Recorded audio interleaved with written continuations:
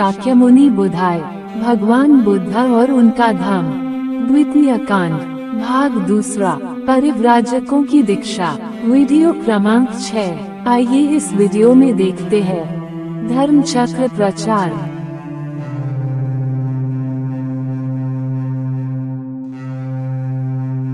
अपने धर्म का उपदेश देकर और उसकी सम्यक व्याख्या करके बुद्ध ने परिव्राजकों से प्रश्न किया, क्या आदमी के चरित्र की पवित्रता ही संसार की भलाई की आधारशिला नहीं है? उनका उत्तर था, हाँ, यह ऐसा ही है। और फिर बुद्ध ने पूछा, क्या ईर्ष्या, राग, अज्ञान, हिंसा, चोरी, व्यभिचार और असत्य चरित्र की पवित्रता की जड़ नहीं खोद देते? क्या व्यक्तिगत पवित्रता के लिए यह आवश्यक नहीं है कि आदमी में इतना चारित्रिक बल हो कि वह इस प्रकार की बुराइयों के वश में न आ सके? यदि किसी आदमी में व्यक्तिगत पवित्रता ही नहीं है, तो वह जन कल्याण कैसे कर सकता है? उनका उत्तर था, हाँ, यह ऐसा ही है। और आदमी दूसरों को अपना गुलाम बनाना और दूसरों को अपने वश में रखना क्यों चाहते हैं?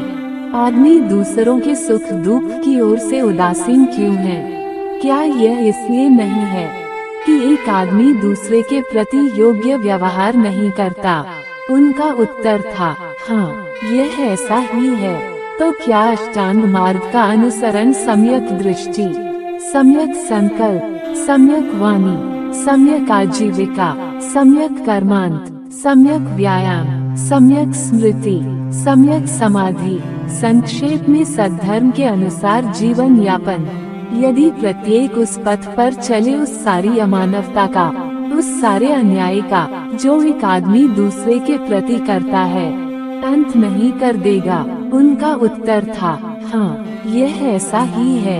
अब शील या सद्गुणों का उल्लेख करते हुए कहा, क्या अभावग्रस्तों का अभाव दूर करने के लिए, क्या दरिद्रों की दरिद्रता दूर करने के लिए और सामान्य जन कल्याण करने के लिए दान आवश्यक नहीं है? क्या जहाँ कष्ट है, जहाँ दरिद्रता है, उधर ध्यान देकर उसे दूर करने के लिए करुणा की आवश्यकता नहीं है? क्या निस्वार्थ भाव से काम करने के लिए निष्काम भाव की आवश्यकता नहीं है? क्या व्यक्तिगत लाभ न होने पर भी सतत प्रयत्न में लगे रहने के लिए उपेक्षा की आवश्यकता नहीं है? क्या आदमी से प्रेम करना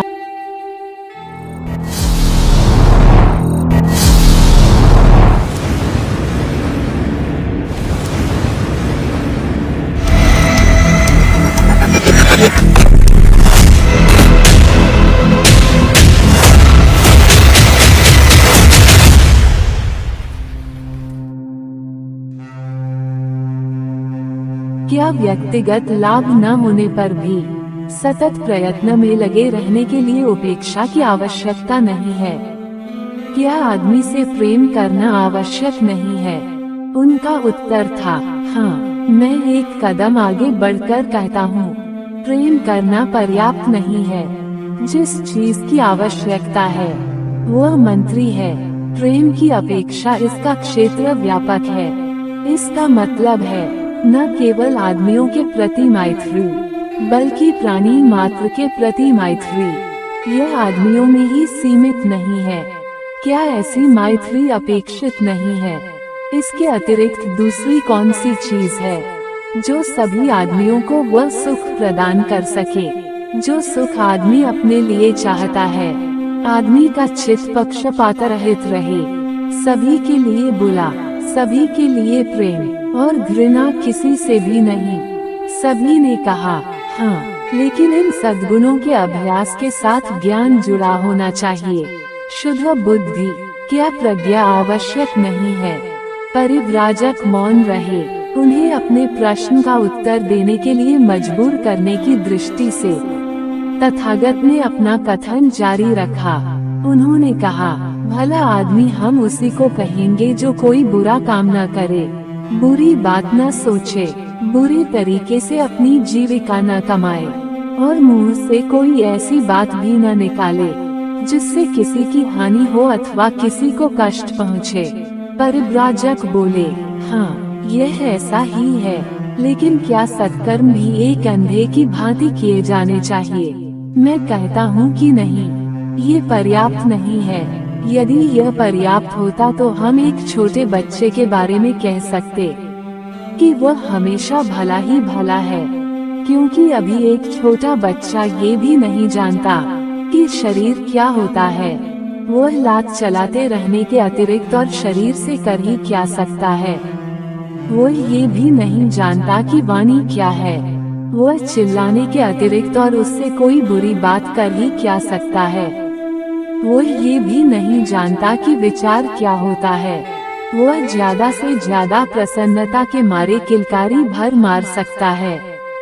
वह ये नहीं जानता कि जीविकार्जन क्या होता है। वह किसी बुरे तरीके से अपनी जीविका क्या कमा सकता है। वह अपनी माँ की छाती से दूध पीने के अतिरिक्त और कुछ जानता ही नहीं। इसलिए सद्गुणों का अनुसरण भी प्रज्ञा पूर्वक होना चाहिए, अर्थात निर्मल बुद्धि के साथ। एक और कारण भी है जिसकी वजह से प्रज्ञा पारमिता इतनी अधिक महत्वपूर्ण और इतनी अधिक आवश्यक है।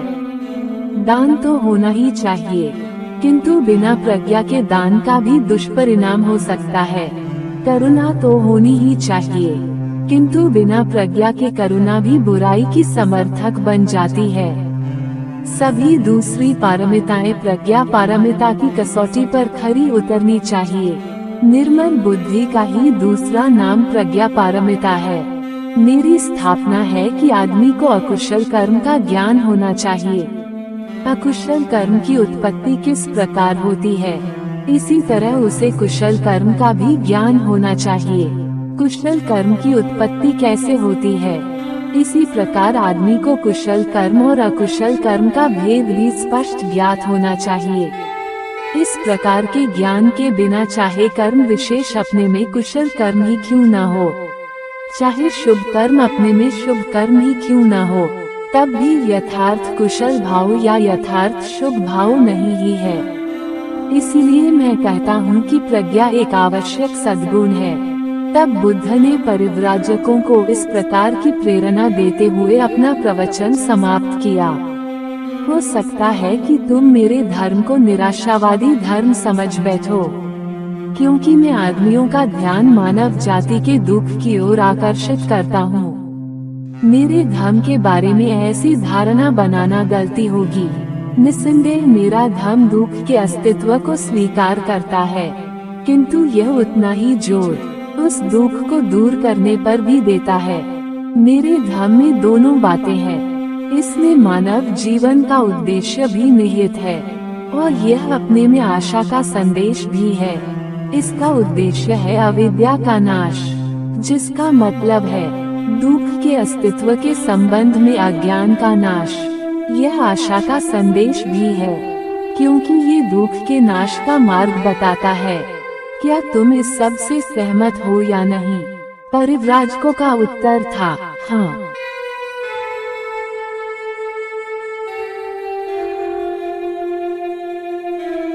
अगले वीडियो में देखेंगे परिव्राजकों की धम्म दीक्षा।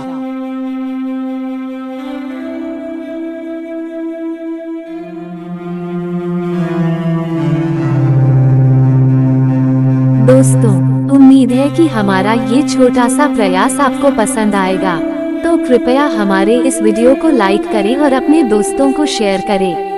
और हाँ, चैनल को सब्सक्राइब करना ना भूलें। धन्यवाद।